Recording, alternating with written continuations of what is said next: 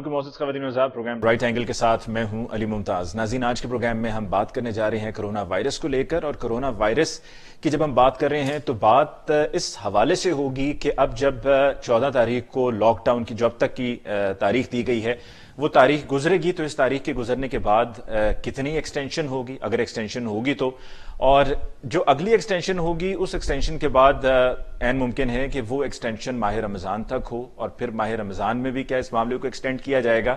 اور اس ایکسٹینشن پر جو کہ ایکسپیکٹڈ تھی، ہم تو یہی ایکسپیکٹ کر رہے تھے کہ ایکسٹینشن ہونی ہے اور یہ ایکسپیکٹڈ بھی ہے، کرنی پڑے گی، مجبوری ہے حالات کو کنٹرول کرنے کے لیے، لوگوں کو گھروں میں رکھنے کے لیے۔ لیکن اس سے جو ہم بات کر رہے ہیں کہ بہت سے لوگ متاثر ہو رہے ہیں، لوگوں کے کاروبار متاثر ہو رہے ہیں، زندگی بالکل رک کی سی رہ گئی ہے، اس پر کیا اثر ہوگا، اس سچویشن میں سے ہم کیسے نکلیں گے۔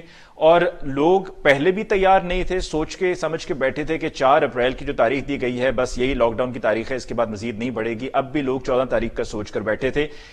ہم سب کو یہ بات ذہن نشین کر لینی چاہیے کہ یہ معاملہ آگے بڑھے گا، اور پوری دنیا میں اگر ہم دیکھیں تو یہ جن کنٹریز میں، چائنا سے ہٹ کے باقی کنٹریز میں جہاں جہاں گیا ہے وہاں پر ابھی اس کی پیک ہوئی ہے یا ہو رہی ہے، اور پاکستان میں بھی ابھی تعداد میں اضافہ ہوتا چلا جا رہا ہے۔ جو پہلے 1000 مریض سامنے آئے تھے اس میں آپ دیکھ سکتے ہیں کہ کتنے ہفتے لگے، پھر اس کے بعد دوسرے تیسرے، اور اب 4000 سے زیادہ تعداد بڑھ چکی ہے، اور جو آخری 1000 تھے یہ تقریباً 3 روز میں ہم نے آخری یہ 1000 کا یہ سفر طے کیا ہے۔ تو ٹیسٹنگ بھی بڑھ رہی ہے تو تعداد بھی زیادہ سامنے آ رہی ہے۔ دوسری طرف جو انکوائری سامنے آئی ہے شوگر اور ویٹ کو لے کر، اس میں اب تعین یہ کرنا ہے، جاننے کی یہ کوشش کرنی ہے کہ اصل ذمہ داران کون ہیں، وہ کون تھے کہ جنہوں نے ECC کی میٹنگ میں اپروول دی اور اس بات پر قائل کیا سب کو کہ جی ایکسپورٹ ہونی چاہیے شوگر کی۔ اور پھر ویٹ کے لیے بھی جو رسپانسبل حضرات ہیں جیسے کہ سمیع اللہ چودھری صاحب ہیں، وہ یہ کہتے ہیں کہ جی میری اس میں کوئی ذمہ داری نہیں تھی، میرا اس میں کوئی قصور نہیں ہے، مجھے اس میں فکس کیا گیا ہے، تو ذمہ داری کو قبول کرنے کو تیار نہیں ہے۔ جو ذمہ داران ہیں ان کو یقیناً منظر عام پر لانا ہوگا۔ 25 تاریخ کا سب کو انتظار ہے۔ شیخ رشید صاحب یہ کہتے ہیں کہ یہ سب 25 تاریخ کو ہی ہونا چاہیے تھا، پہلے نہیں ہونا چاہیے تھا، لیکن بہرحال جو ہو گیا ہے اس کے بعد اب اگلا مرحلہ 25 تاریخ کا ہے۔ آج کے پروگرام میں اسی حوالے سے معزز مہمانوں سے ڈسکشن کریں گے۔ معزز مہمانوں کا تعارف ابھی کرائے دیتے ہیں، ڈسکشن باقاعدہ ہم شروع کریں گے ایک بریک کے بعد۔ ہمیں جوائن کیا ہے لاہور اسٹوڈیوز میں ہمارے ساتھ تشریف رکھتے ہیں سینئر صحافی اور تجزیہ کار عمران یعقوب صاحب۔ عمران صاحب کو بہت بہت شکریہ کہ آپ نے ہمیں جوائن کیا، اور کراچی سے ہمیں جوائن کیا ہے سینئر صحافی اور تجزیہ کار مجاہد بریلوی صاحب نے۔ مجاہد صاحب آپ کو بھی بہت بہت شکریہ for joining us on show tonight. ناظرین ایک لیتے ہیں کوئک بریک، ملاقات ہوگی بریک کے بعد۔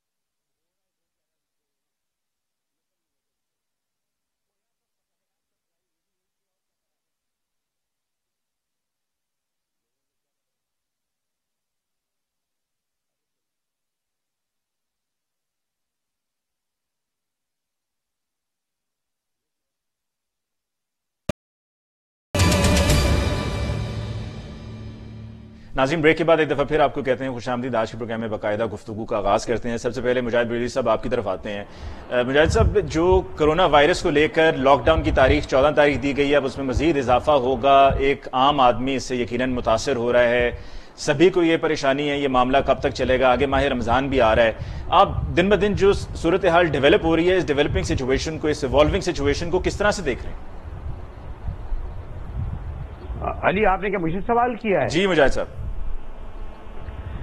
علی، میرا خیال ہے سب صورتحال بالکل آپ کے سامنے ہے، اور بدقسمتی سے کیونکہ لوگ یہی کہتے ہیں، میں تو خیر کوئی ٹیکنیکل آدمی نہیں ہوں، بلکہ میں ایک اور جو آپ سے بات کہنا چاہ رہا تھا، اور میں نے پہلے بھی یہ کہا کہ افسوسناک بات یہ ہے کہ کرونا وائرس پر بھی سیاست ہو رہی ہے۔ یعنی اس وقت ہمیں اپنے پروگراموں میں سائنٹسٹوں کو بلانا چاہیے، معیشت دانوں کو بلانا چاہیے، جو لوگ اور تمہیں تو یاد ہے اگر ہم نے جو سیلاب کے زمانے میں یا زلزلے کے زمانے کام کیا تھا کہ اس جگہ جانا چاہیے جہاں لوگ فیس کر رہے ہیں. یہاں ہم ابھی بھی یہی کرتے ہیں کہ ادھر نون لیگ کی مریم بٹھال دی, رانا صاحب بٹھال دیے, پیپل پارٹی کا فلاں بٹھال دیا, پی ٹی آئی کے ترجمان بٹھال دیا, اور آپس میں لڑ رہے ہیں کہ تم نے دیا نہیں اور تم نے دیا. تو اب آپ غور کریں کہ وہ لوگ جو پہلے ہی سے محروم ہیں ان میں کتنا فرسٹریشن ہوگا کہ کم از کم پولیٹیکل پارٹیاں, آپ نے دیکھا کہ سی این این میں کوئی ریپبلکن اور جو ہے وہ ڈیموکریٹ لڑ رہے ہوں, لندن میں لیبر اور کنزرویٹو میں بحث ہو رہی ہو, وہ لوگ ٹیکنیکل لوگ جو اس کے پروفیشنل لوگ ان سے لوگوں کو گائیڈ لائن دے رہے ہیں کہ کس طریقے سے بچا جائے, کس طرح اکنامک کرے. اور ہمارے ہاں ہر چیز کو کنٹروورشل بنا رہا ہے. ایک تو لوگوں کو مل نہیں رہا. اب آپ غور کیجئے کہ خود ہمارے پرائم منسٹر نے یہ کہا تھا کہ مجھے 15 جنوری کو چائنا کے تجربے کے بعد یہ پتہ چل گیا تھا کہ یہ ہونے جا رہا ہے. اور آج دیکھیے آج 8 اپریل ہے, 7 اپریل. اب کہا جا رہا ہے کہ 8 اپریل کو ہم وہ جو بے نظیر انکم سپورٹ پروگرام کے ذریعے 12,000 روپے دیں گے. اب آپ غور کیجئے کہ یہ وہ بے نظیر انکم سپورٹ ہے جس کے بارے میں آپ خود کہہ چکے ہیں کہ 38 لاکھ لوگوں نے ان بیواؤں, مطلقاؤں اور بیچارے غریب لوگوں کے, یتیموں کے نام پر گھپلے کیے تھے. اب آپ ایک طرف کہتے ہیں کہ 10 کروڑ غریب ترین لوگ ہیں, ہم ان تک پہنچیں گے. تو آپ اس پروگرام کے ذریعے, یہ تو اللہ کا شکر ہے علی کے پاکستان میں جو صاحب حیثیت لوگ ہیں, اور ہم جیسے لوگ تو خیر زیادہ مذہبی نہیں ہیں, جو صاحب ایمان ہیں وہ اپنے دوستوں کی, اپنے احباب کی, اپنے قریبوں کی مدد کرتے ہیں. ورنہ وہ یہ عمران خان نے یہاں تک صحیح کہا کہ یہ کرونا کے ذریعے نہیں, اگر آپ نے 2 ہفتے لوگوں کے گھر راشن نہیں پہنچائے, انہیں پیسے نہیں ملے, یہ جو 4 کروڑ لوگ ہیں, 4.5 کروڑ لوگ ہیں جو ڈیلی ویجز پہ کام کر رہے ہیں, خدا نہ کرے یہ اگر گھروں سے نکل گئے تو آپ کے یہ جو گورنر ہاؤسوں میں اور سی ایم ہاؤسوں میں اور وزرائے عالم میں اور ایوان صدروں میں بیٹھے ہوئے ہمیں بھاشن دے رہتے ہیں, ہر روز بریفنگ دے رہے ہوتے ہیں. بریفنگ کے علاوہ دیا کیا ہے آپ نے؟ آپ نے ابھی تک جو ہے میں دیکھ رہا تھا کہ 30,000 سے زیادہ تو آپ نے ٹیسٹ نہیں کیے. یہ جو آپ کہہ رہے ہیں کہ جناب ہم دوسرے ممالک کے مقابلے میں آگے ہیں, غالباً شاید اب جا کے آپ کہہ رہے ہیں کہ 55 لوگ انتقال ہوئے ہیں. آپ کراچی میں آپ نے بھی دیکھا ہوگا یہ مچھر کالونی چلے جائیں, یہ سرجانی ٹاؤن چلے جائیں, یہ جو آپ کہتے ہیں ہاتھ دھوئیں, مذہق خیز ہے جب یہ میں اشتہارات دیکھتا ہوں.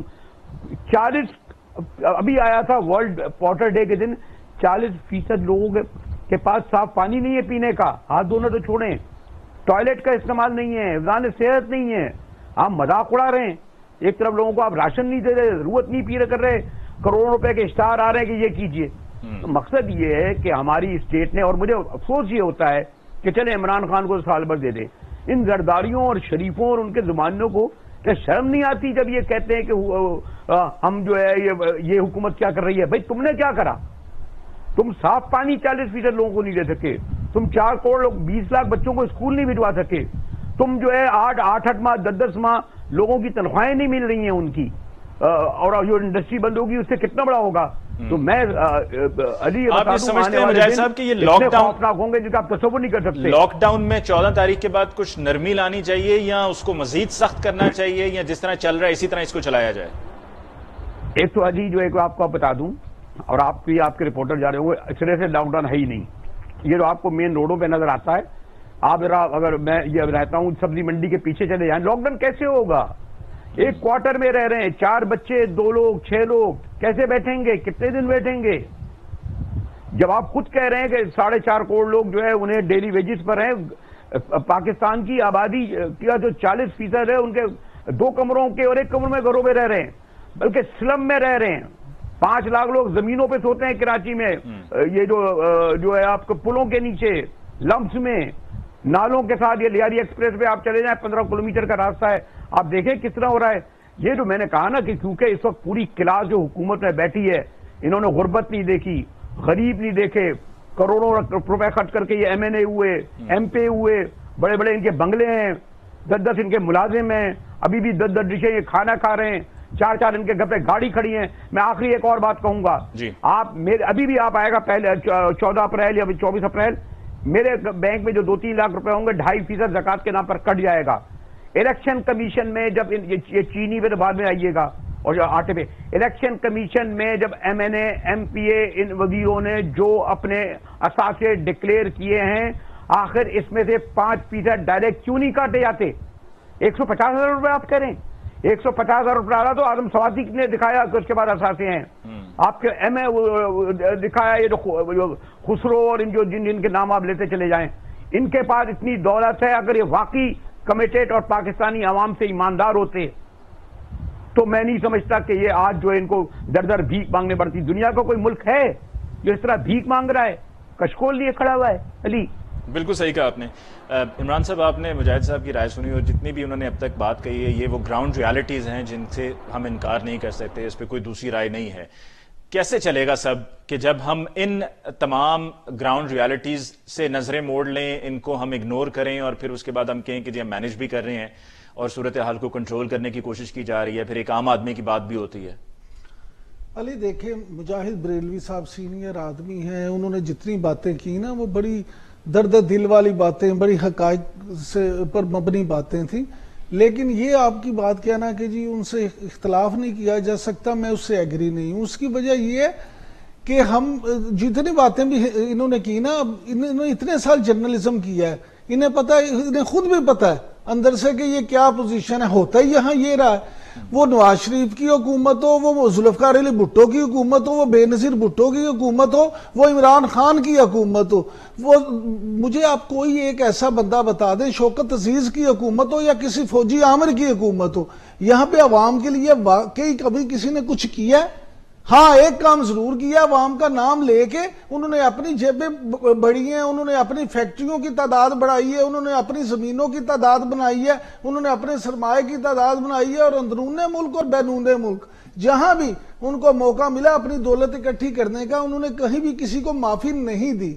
اگر ہم لوگ آج بھی کبوتر کی طرح آنکھیں بند کر دیں اور یہ سوچ لیں کہ وہ ٹھیک کریں گے تو معافی کے ساتھ، بڑی معذرت کے ساتھ بریلوی صاحب، ایسا ہوگا نہیں. انہوں نے نہ ٹھیک کیا تھا نہ وہ ٹھیک کریں گے. اصل چیز یہ ہے کہ ہمارے ہاں آپ جو بات کر رہے ہیں، انہوں نے کہہ دیا 4-4.5 کروڑ. ورلڈ بینک کی رپورٹ کہتی ہے کہ آپ کے 40% سے زائد لوگ تو وہ ہیں جو خطے غربت سے بھی نیچے کی زندگی گزار رہے ہیں. حالانکہ میں اس رپورٹ کو بھی چیلنج کرتا ہوں اس طرح سے کہ وہ کہتے ہیں کہ یہ وہ والے لوگ ہیں جن کی روزانہ کی آمدنی $1 فی کس ہے، اور اس کے بعد وہ کہتے ہیں جی 30% لوگ وہ ہیں جن کی روزانہ کی آمدنی $1.90 فی کس ہے.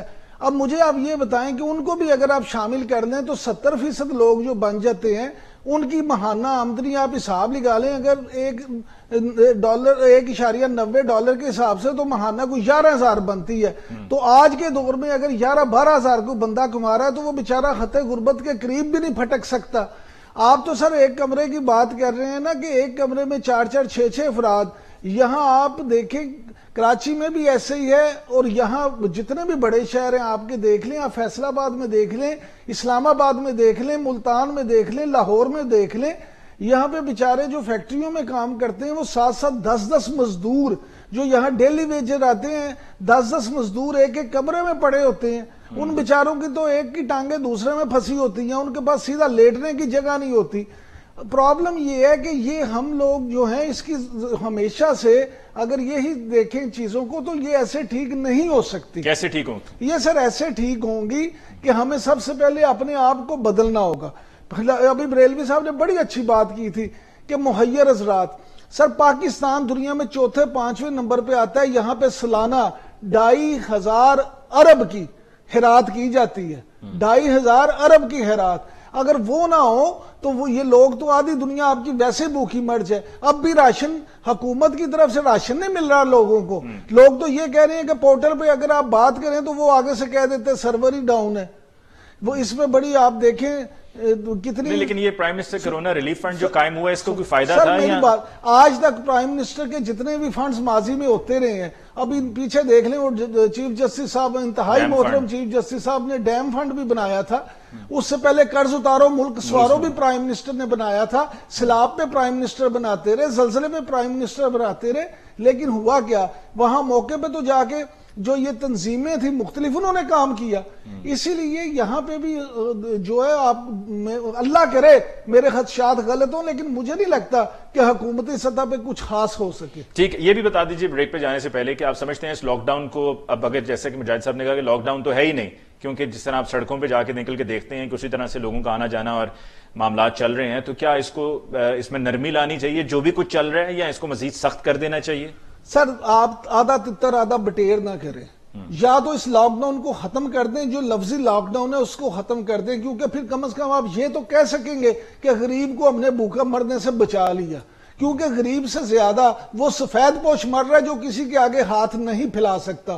غریب نے تو اپنے گھر میں 6 مہینے کا راشن اکٹھا کر دیا، لوگوں کے گھر میں بیلیں دے دے کے راشن اکٹھا کر دیا، لیکن وہ سفید پوش جس نے آج تک کسی کے سامنے ہاتھ نہیں پھیلایا اور اسے دیاری بھی نہیں مل رہی، وہ بیچارہ بھوک سے مر رہا ہے۔ اور یا پھر آپ اس کو لاک ڈاؤن کو ایسا کر دیں جو کرفیو والی حالت ہو کہ کوئی بندہ باہر نہ آ سکے۔ بالکل صحیح جی، اس موقع پہ ہم بریک لیتے ہیں جی، بریک کے بعد لوٹ کر آئیں گے تو ہم بات کریں گے چینی کی اور ویٹ کی جو رپورٹ آئی ہے، اس کے بعد اب آنے والے دنوں میں کیا ہم ایکسپیکٹ کریں، اس پہ بات ہوگی ایک بریک کے بعد۔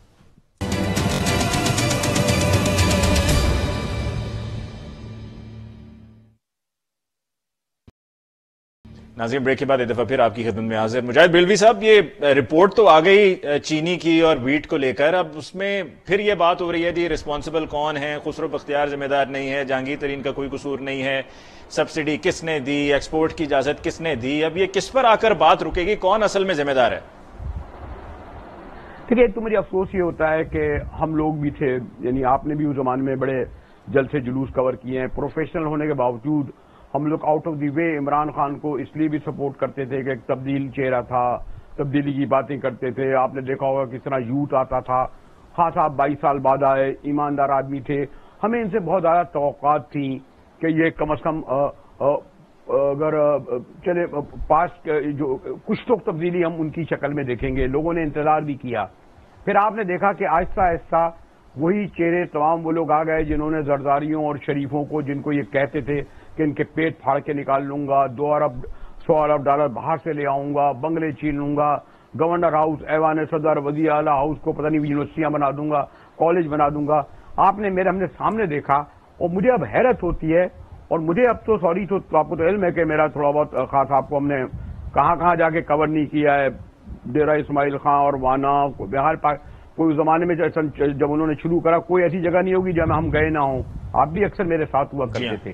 لیکن اب میں جب ان کو ٹی وی پہ دیکھتا ہوں تو ایک مجھے عجیب، ایک ان کے چہرے پہ ایک بے بسی سی نظر آتی ہے، ایک چہرہ ایسا لگتا ہے وہ بڑے یرغمال ہو گئے اس سسٹم کے جن کا انہیں پتہ نہیں تھا۔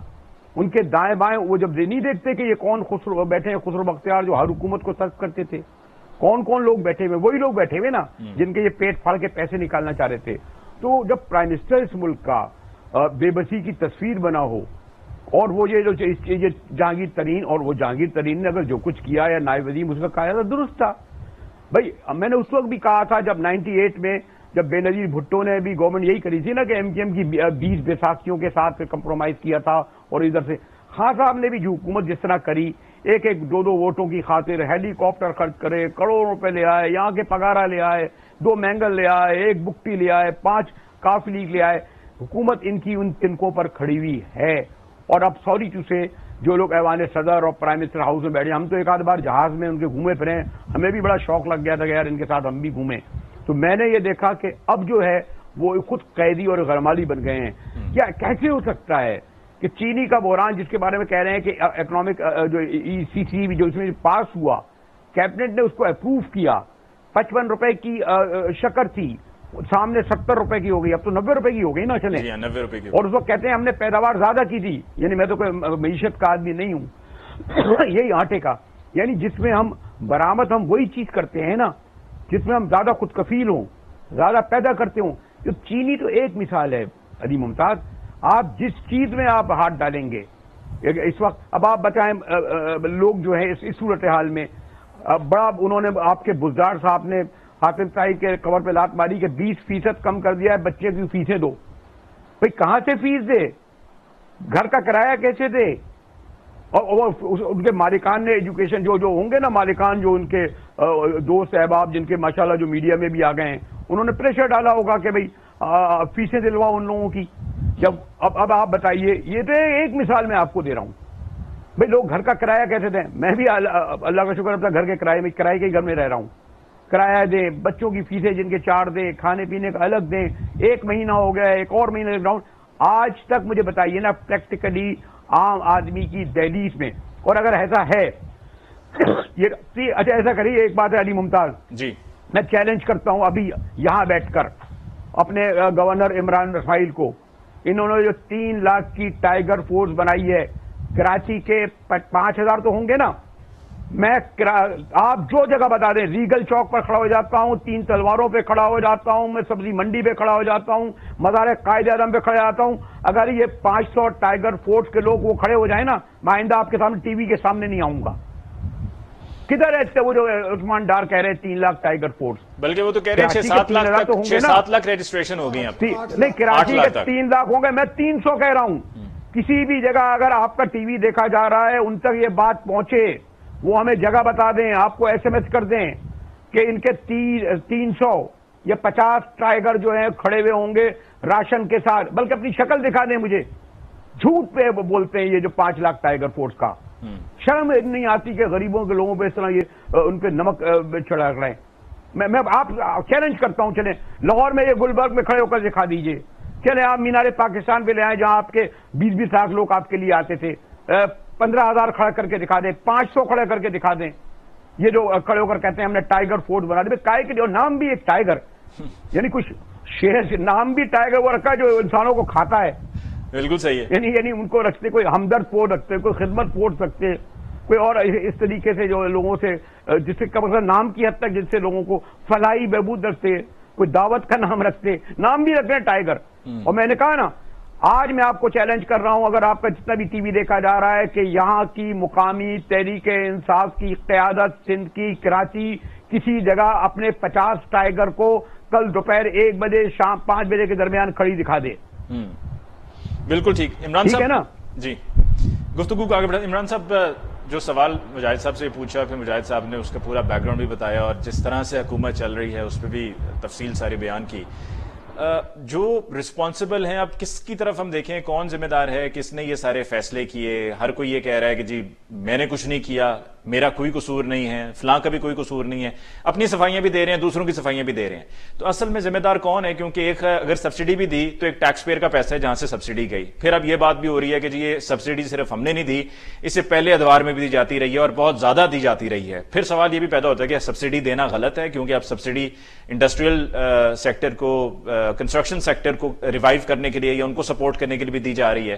تو مسئلہ ہے کہاں پر ہے, غلطی کہاں پر ہوئی ہے, قصوروار کون ہے؟ استعفوں کی بھی بات ہو رہی ہے, پرائم منسٹر صاحب استعفیٰ دے دیں, چیف منسٹر صاحب استعفیٰ دے دیں, کون کہاں پر کس طرح سے غلط ہے؟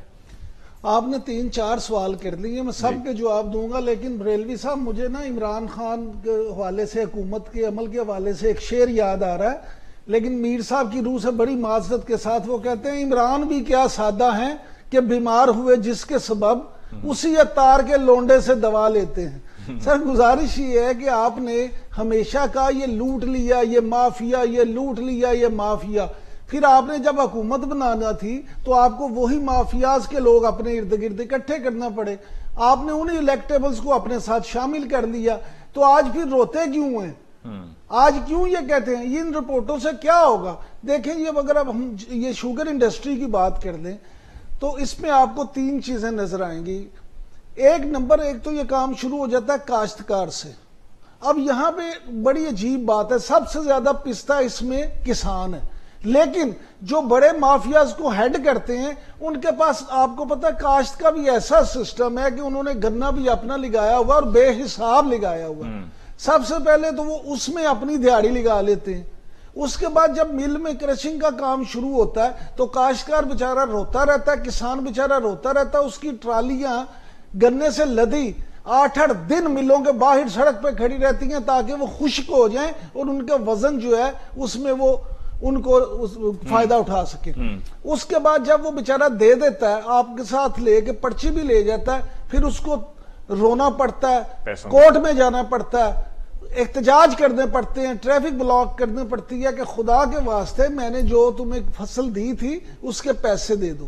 اچھا, اب اس کے بعد یہ مافیاز والے کیا کرتے ہیں, میں ان کو مافیاز نہیں کہہ رہا, ان کے بارے میں جو لوگ الزام لگاتے ہیں کہ یہ مافیا ہے, ان کا یہ کہنا ہے کہ شوگر انڈسٹری کے جو صاحبان ہیں, جو ہمارے معتبر اور ہمارے لیے بڑے ہی محترم شوگر انڈسٹری والے لوگ ہیں, وہ کیا کرتے ہیں, وہ یہ کرتے ہیں کہ اس شوگر کو اس سے گنے سے چینی بناتے ہیں.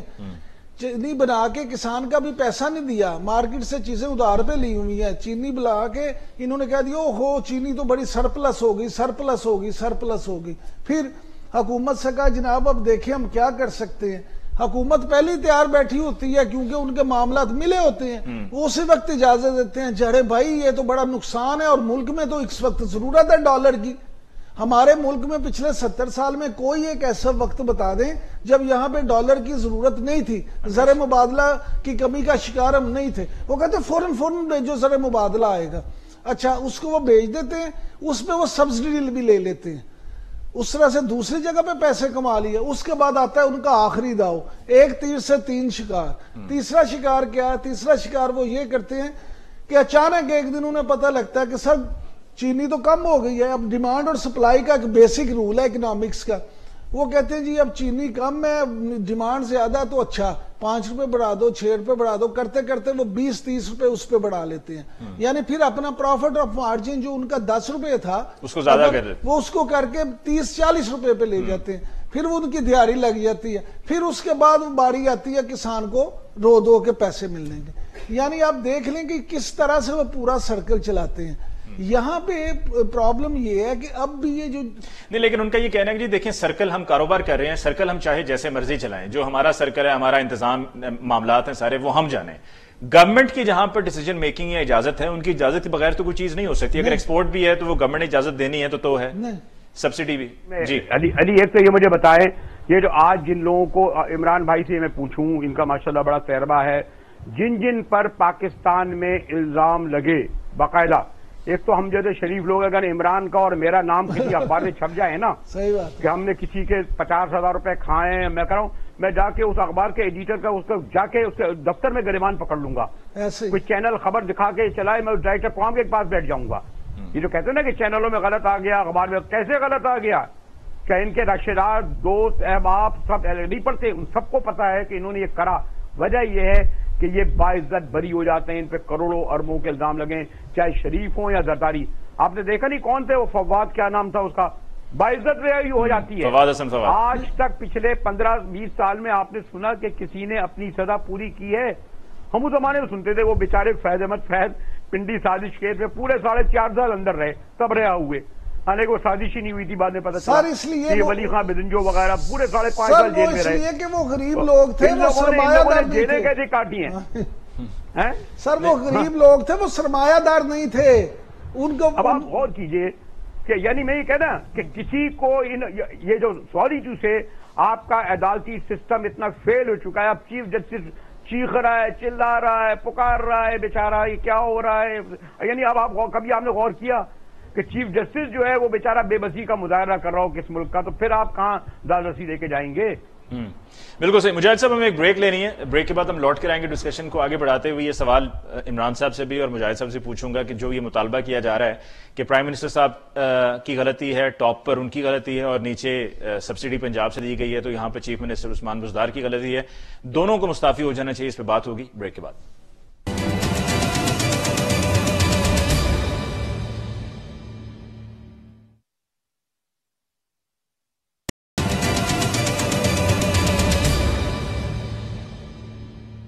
ناظرین بریک کے بعد ایک دفعہ پھر آپ کی خدمت میں حاضر, ڈسکشن کو آگے بڑھاتے ہیں. عمران یعقوب صاحب, جو مستعفی ہونے کا مطالبہ کیا جا رہا ہے کہ استعفے دے دیں اور چھوڑ دیں اپنے اپنے منصب, اس پر آپ کی کیا رائے ہے؟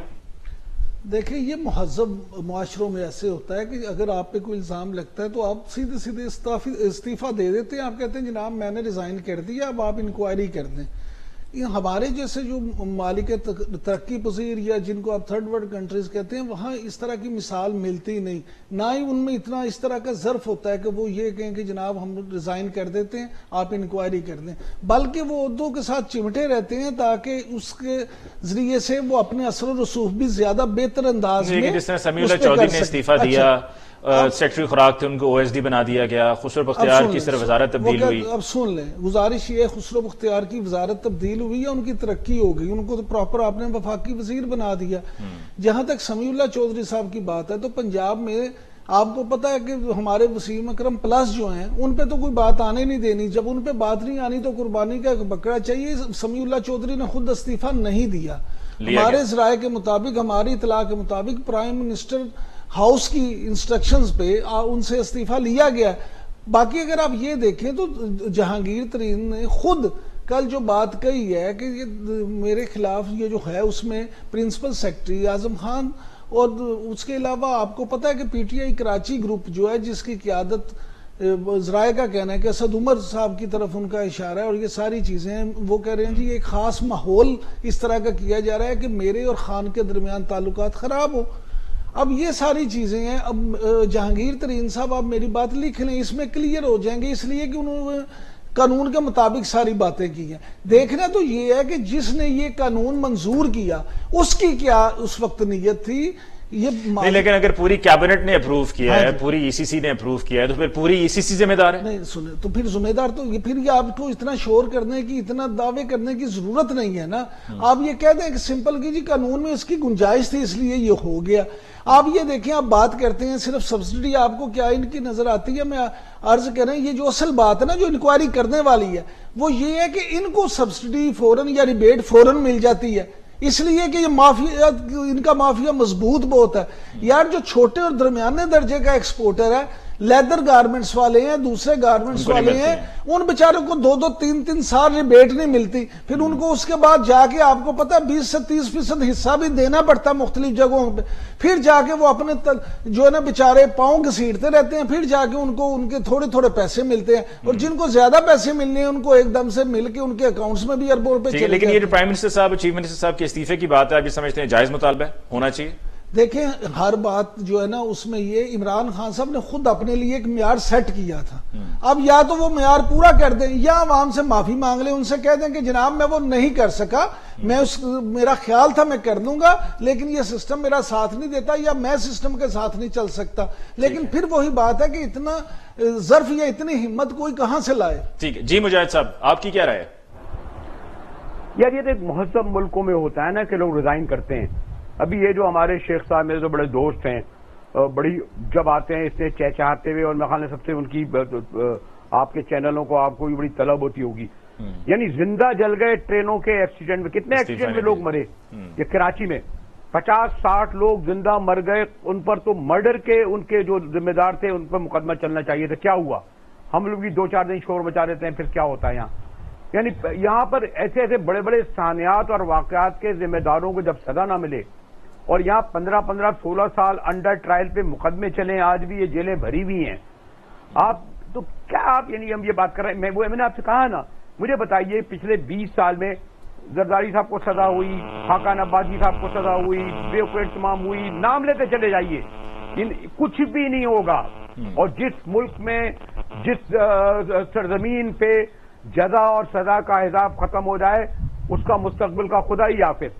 اب آپ کے ہمارے چینلوں کے 10-12 ہزار لوگ ہیں, ہم کب سے یہ کہہ رہے ہیں کہ بھائی یہ جو آپ جو اشتہارات دے رہے ہیں کم از کم اس اشتہارات میں یہ کریں, یہ پروونشل گورنمنٹ کہ ڈائریکٹ ان کیمرہ مینوں اور ان رپورٹروں جن کی 15-20 ہزار تنخواہیں وہ دے دیں. 10,000 لوگ ہیں, کتنے ہوئے یہ اتنی. بالکل ٹھیک ہے مجاہد صاحب, مجھے پروگرام کو کلوز کرنا ہے, اور آپ نے جیسے کہ بھی کہا ہے کہ کچھ بھی نہیں ہوگا, اور عمران صاحب کی بھی رائے ایسی تھی. اور یہ جہاں تک بات ہے جو تمام ٹیلی ویژن چینلز کی رقم ادا ہونے والی ہے, رقم ادا کرنے کی, تو اس پر تو جو ٹائیگر فورس کی بات ہو رہی تھی کہ کیا نام رکھ دیے گا ٹائیگر فورس, اسی طرح کی ایک فورس ہے جو کہ سوشل میڈیا پہ. کل آپ کو میں دوبارہ ریپیٹ کر رہا ہوں, کل مجھے ٹائیگر جو ہے کراچی کے کسی کورے پہ کھڑے نظر آ جائیں, میں چیلنج کرتا ہوں ان کے گورنر کو, ان کے سندھ کے صدر کو, ان کی مقامی قیادت کو کہ یہ 500 یا 50 ٹائیگر کراچی کے کسی مقام پر کھڑے ہو جائیں. بالکل مجاہد صاحب, مجھے کلوز کرنا ہے. جو آپ نے ٹائیگر فورس کی بات کی, اسی طرح ایک آن لائن سوشل میڈیا پہ بھی ایک فورس ہے, ہم کیمرے لے کے آ جائیں گے. سوشل میڈیا پہ بھی ایک فورس ہے. وہاں پر جب تنقید کی جاتی ہے پی ٹی آئی کی لیڈرشپ پہ, تو وہ یہ کہتے ہیں کہ جی خان صاحب بھلے جتنے مرضی یو ٹرن لے لیں, لیکن ان ٹیلی ویژن چینلز کی رقم ادا نہ آپ کیجیے گا. یو ٹرن بھلے آپ جتنے مرضی لیتے رہیں, کہ شاید ٹیلی ویژن چینلز پہ بیٹھ کے تنقید اس لیے ہوتی ہے کہ شاید وہ پیسے چاہ رہے ہوتے ہیں کہ پیسے مل جائیں, ورنہ تو کوئی غلط بات ہو ہی نہیں رہی, کوئی غلط کام ہو ہی نہیں رہا. مجھے ممتاز کو آج کے پروگرام سے دیجیے اجازت. دونوں مہمانوں کو شکریہ. عمران یعقوب صاحب آپ کو بہت بہت شکریہ, مجاہد بریلوی صاحب آپ کو بہت بہت شکریہ. انشاءاللہ آپ کی خدمت میں کل پھر حاضر ہوں گے. تب تک کے لیے اللہ نے کے بعد.